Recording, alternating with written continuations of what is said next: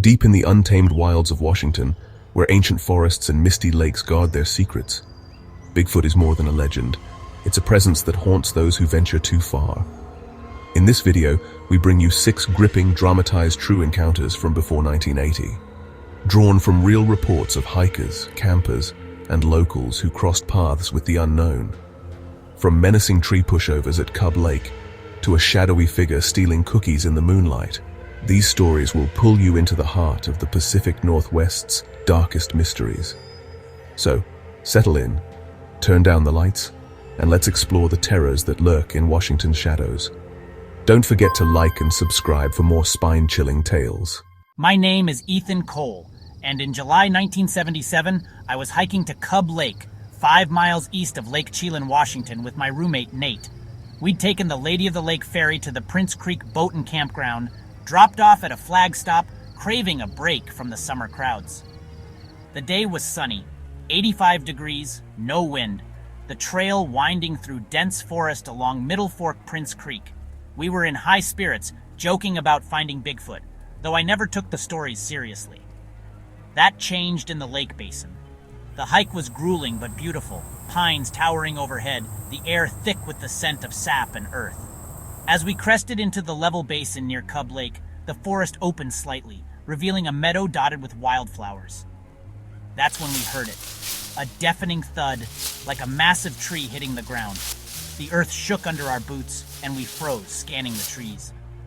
"Probably just a dead tree falling," Nate said, but his voice was shaky. We kept walking, but 2 minutes later another thud echoed, closer this time, the ground trembling again. I felt eyes on us, a prickling on my neck, but saw nothing. Over the next 10 minutes, 3 more trees fell. Each crash louder, more deliberate, spaced exactly 2 minutes apart. The air grew heavy, the birds silent, and a faint, musky stench drifted through the basin. Nate grabbed my arm, whispering, "This isn't right, something's watching us." I nodded, my heart pounding. We turned back, abandoning our plan to camp at the lake. As we retraced our steps, the thuds followed. 5 more, each one shaking the ground, like whatever was out there was herding us out. The crashes stopped only when we reached the thicker forest, the trail sloping back toward Lake Chelan. We camped by the lake that night, too rattled to sleep, our fire blazing high. In the morning, we hiked back to the basin, hoping to find proof. Near the GPS coordinates, 48.197873, -120.419201, we found freshly splintered trees, their trunks snapped like matchsticks, too high for a bear or a storm. No footprints, no fur, just that lingering stench and a feeling of being watched. The locals on the ferry back said we were lucky. They'd heard stories of something in those woods, something that doesn't like visitors. I don't know what pushed those trees down, but it wasn't natural. It wanted us gone, and I've never gone back to Cub Lake. I'm Steve Franklin, and in August 1968 I was vice president of the Edmonds Junior Sportsman's Club, leading a group of 6 kids and 1 adult to Kolchak Lake, up the Icicle River Trail from Leavenworth, Washington. The trail was tough, 6 miles through dense forest to 5,200 feet, but my buddy Glenn and I pushed ahead to set up camp and build a fire. Our adult chaperone, Mr. Larson, had fallen into a creek 2 miles in, so we wanted to have a fire ready to dry him off. It was dark when we reached the lake, the trail fading into a talus slope. We yelled back and forth, searching for a spot, until Glenn found a lean-to near the water. We set up camp, the moon breaking through clouds, casting shadows over the pines. I went to the lake for water, my pan clinking against the rocks when I heard screams, high-pitched, piercing like a cougar but faster, circling the lake. I thought it was coming for me, so I sprinted back, grabbing my .22 rifle. Glenn and I waited, hearts racing, but no cougar appeared. We cooked eggs, assuming the rest of the group wasn't coming that night, and tried to sleep. I couldn't, too wired from the screams, lying awake by the lean-to's windbreak, a 6-foot wall of poles. Around 2:30 a.m., I saw a head moving behind the windbreak, silhouetted against the moonlight. Thinking it was Mr. Larson, I watched as it reached the end and crouched, rummaging through my backpack. "You finally made it," I said, sitting up. The figure stood and my blood ran cold. It was no man. Over 7 feet tall, broad, covered in dark, shaggy fur. The fire's glow caught its eyes, glowing like embers, and a stench like wet fur and rot hit me. I froze, my rifle useless beside me, too scared to move. It stared for seconds, then turned, crashing through the trees. I woke Glenn, but it was gone, only its footsteps fading into the night. In the morning, my pack was a mess, stuff scattered, and my Oreo cookies were gone, the package empty. The group arrived, and Mr. Larson said it was a bear, but I knew better. We found a cave-like slab on the talus slope filled with black hair and brush, like a den. Years later, I saw a magazine about Sasquatch sightings at Kolchak Lake, and those screams matched recordings I heard. Whatever it wasn't a bear. It was something that wanted my cookies, and maybe more. I'm Dan Carter, and in February 1973, I rode my motorcycle up to visit friends camping in a trailer near Wenatchee, Washington, in the pine forests below the timberline. It was dusk, foggy with snow on the ground, the air biting cold.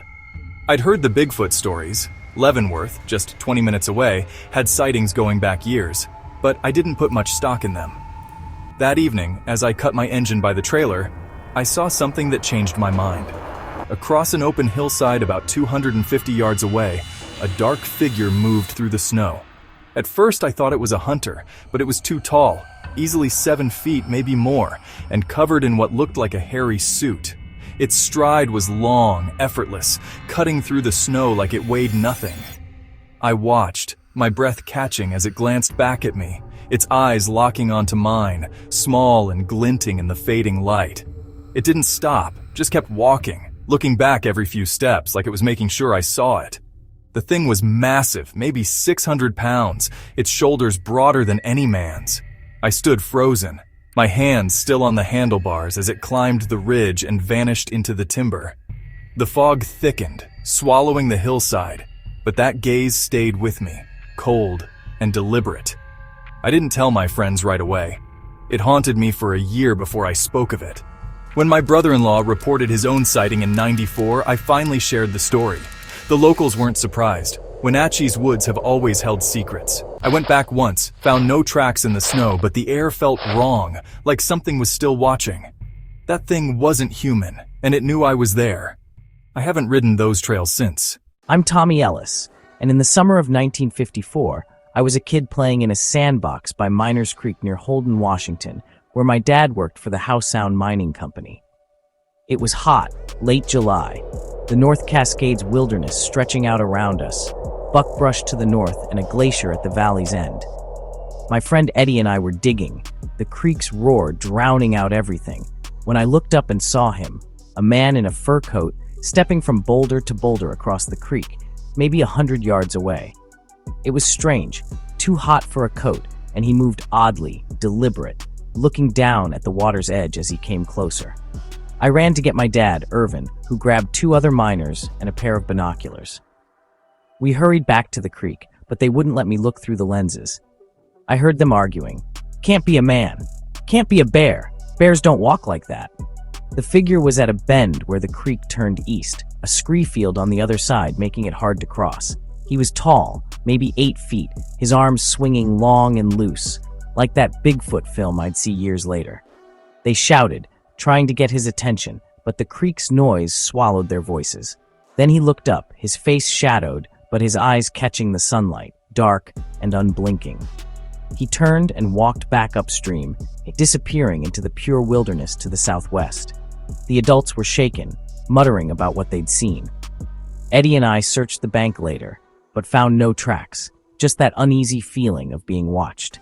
My dad's gone now, but I wish I'd asked him more. That wasn't a man in a coat. It was something else, something that belonged to those mountains, and it didn't want us there. I'm Rachel Hayes, and in April 1979, my husband Greg and I rented the Bear Paw Cabin near Leavenworth, Washington, just 2 miles from downtown, but backed by a hilly, wooded ridge. We wanted a quiet spring getaway, the woods thick with pine and the air crisp. The first night, as we settled in around 10 p.m., we heard a single wood knock, sharp, like a bat hitting a tree. I jumped, but Greg said it was probably a deer. I didn't believe him, but we went to bed, the cabin creaking around us. The next evening, we were in the hot tub, the sky still light around 8 p.m., when Greg heard 2 more knocks, louder, from the woods behind the cabin. I brushed it off, saying it was just animals, but my stomach twisted. An hour later, Greg went to the car for his jacket and heard another knock, closer, like it was just beyond the tree line. I laughed nervously, joking about Bigfoot, but secretly hoped I was wrong. Around 10 p.m., I climbed into bed, still wide awake, when a loud thunk shook the wall behind my head. A second softer thunk hit the next bedroom's wall. My heart raced. It sounded like rocks hitting the cabin. Greg grabbed a flashlight, but we were too scared to go outside. At dawn, I searched the yard. The ground was mostly bare with embedded stones, but I found 2 rocks lying loose, one big, one smaller, right by the bedroom walls. They looked freshly placed, unweathered, like they'd been thrown that night. The woods felt alive, watching us, and a faint musky smell lingered. We packed up and left early, telling the rental folks about the knocks and rocks. They shrugged, but I'd heard the stories. Leavenworth's woods were full of Bigfoot sightings. Something was out there, marking its territory, and it didn't want us staying another night. I'm John Mitchell, and on September 1st, 1978, I was driving west on Highway 20, about 4 miles west of Sherman Pass in Ferry County, Washington, heading home from a VA appointment in Republic. It was 5:30 p.m., the day clear but windy, with a dusty haze from the 88 Thunder Mountain fire scars still lingering in the pine forest. I came around a curve, the road flanked by guardrails and a steep embankment, when I saw it. A massive, dark brown creature crossing the highway. At first I thought it was a bear, lumbering over the guardrail on the right, but then it stood upright, jerking its head to look at me, its eyes dark and piercing, maybe 75 yards away. It was tall, over 4 feet above the guardrail, so maybe 8 feet total, its body broad and covered in shaggy fur. The way it moved wasn't bear-like, too fluid, too human. Before I could blink, it leaped backward, rear feet first, off the embankment, disappearing down the slope. The speed was unnatural, like it was launched from a spring. I pulled over, my hands shaking, and sat there replaying it in my mind. 2 days later, I told a friend heading to Spokane. He stopped at the spot and found huge footprints in the dirt, leading to a spot 20 feet down the bank where something heavy had landed, crushing the underbrush. No bear moves like that or leaps like that. I'd hunted these woods my whole life, but what I saw wasn't in any guidebook. It was something else, something that knew I saw it, and it wanted to be gone. I still drive Highway 20, but I don't stop near Sherman Pass. Those woods hold something older than us, and it's watching. My name is Ellen Tallick, and in October 1975, my family's life in Bonnie Lake, Washington, at the south end of Lake Tapps, became a nightmare. We'd lived in our house since 1965, a cozy place near Highway 410, surrounded by swampy wetlands and dense woods. That summer, construction started tearing through the forest for new homes, and the frogs that used to croak all night went silent. Kids in the neighborhood found old coal mines and caves nearby, one just 3/4 of a mile from our porch. I didn't think much of it until the disturbances began, turning our quiet life into a waking horror. It started in August, when my daughter Cindy, 21, came home from work around 11:15 p.m. She tore down the road, honking her horn, and burst through the door, pale and shaking. "Mum, there was something on the road," she cried. "It had red eyes, 7 or 8 feet off the ground." She said it vanished into the woods across from our house, a shadow passing through her headlights. I told her it was probably a deer, but she insisted it was taller than a man, its eyes like glowing coals. That night, I woke to what felt like an earthquake. A single violent jolt that stopped as quickly as it started. I thought it was a bear, but the next morning we found footprints at the north end of our property, big and human-like, too large for any person. Cindy was so scared she moved out days later. A few nights later, my young sons Tim and Joey were sleeping in a tent in the backyard when our dog Heidi started whining. Suddenly, she slammed against the tent, yelping, as a massive shadow crossed over it and the house. The boys screamed, scrambling inside, saying it was bigger than any man. I checked the yard at dawn, finding more footprints, 14 inches long with clear toes near the garden. The air smelled foul, like wet fur and decay, and Heidi wouldn't leave the porch. Things got worse. One late afternoon, the dogs went wild, barking toward the woods across the street. He tried to urge the dogs into the trees, but they refused, cowering by the road. From the porch, I saw it. A reddish-blonde figure, tall and hulking, darting through the woods. It wasn't a man. It moved too fast, too fluid, like it belonged to the forest. The dog's barking became a nightly ritual, always backing against the door, as if something was stalking us. About a week before the worst night, Heidi was found dead in our driveway, bloodied across her nose and chest, beaten like she'd been hit by a car, but there were no tire marks. Down the street, a neighbor, Toby Summers, said rabbits in cages had been killed, sticks driven through their bodies. Then, on October 12th, our backdoor neighbor Jenny Dempey heard a dog barking frantically, followed by heavy footsteps running across the roof of the house she was babysitting at. Her sister Sandy and Sandy's friend Brenda saw something move in their backyard, too fast to identify. On October 13th, the air turned thick with a pungent, musky odor. Heavy footsteps thudded in the front yard, creaking the wooden porch. In the morning, we found 2 ducks dead, their bodies twisted in the grass. The next night, October 15th, my daughter Debbie, staying over, woke at 3 a.m. to 3 or 4 massive strides crossing the yard, each step shaking the ground like a horse galloping. Then came animal screams, shrill, guttural, unlike anything I'd ever heard.